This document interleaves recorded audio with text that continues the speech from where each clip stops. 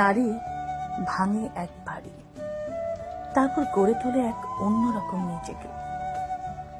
নারীকে ভাঙা হয়তো সহজ, কারণ সে ভালোবাসে নিঃস্বার্থভাবে, বিশ্বাস করে চোখ বুজে, আর নিজেকে বিলিয়ে দেয় নিঃশেষে। কিন্তু যখন সে বিশ্বাস, সেই ভালোবাসা অবহেলার ধাক্কায় চূর্ণ বিচূর্ণ হয়ে যায়, তখন সে আর আগের মতো থাকে না।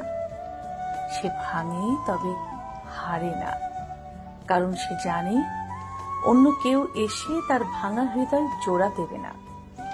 সে নিজেই নিজেকে জোড়া লাগায়, নিঃশব্দে, নিঃসঙ্গতায় এবং ধীরে ধীরে।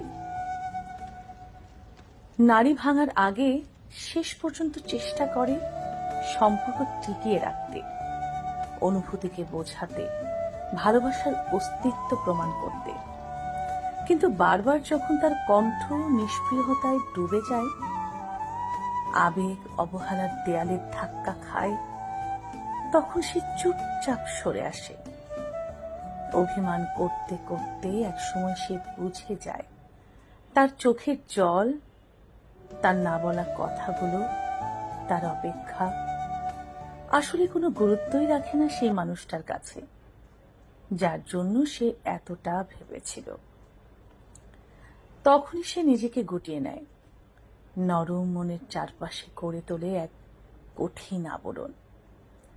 যে মেয়েটা একসময় সামান্য অবহেলায় ভেঙে পড়ত, এখন সে এক নিঃশব্দ পাহাড়, অনুভূতির ছায়ায়ও যেখানে পড়ে না।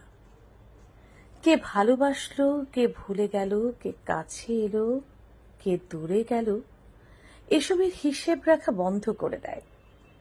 তার জন্য তখন নিজের শান্তিটাই সবচেয়ে বড় হয়ে দাঁড়ায়। মানুষ বদলে গেলে সেটি হয় প্রচন্ড তীব্রতায়। একবার পোড়া মাটি যেমন আর আগের মতো নরম হয় না, তেমনি একবার আহত হৃদয়ও আর আগের মতো কোমলতায় সাড়া দেয় না। মেয়েরা যখন বদলায়, তখন তাদের ভেতরের আলো নিভে যায়, কিন্তু তার ভস্মে গড়ে ওঠে এক কঠিন বাস্তবতা। তখন আর কেউ চাইলেও সে আগের সহজ সরল মেয়েটাকে ফেরাতে পারে না।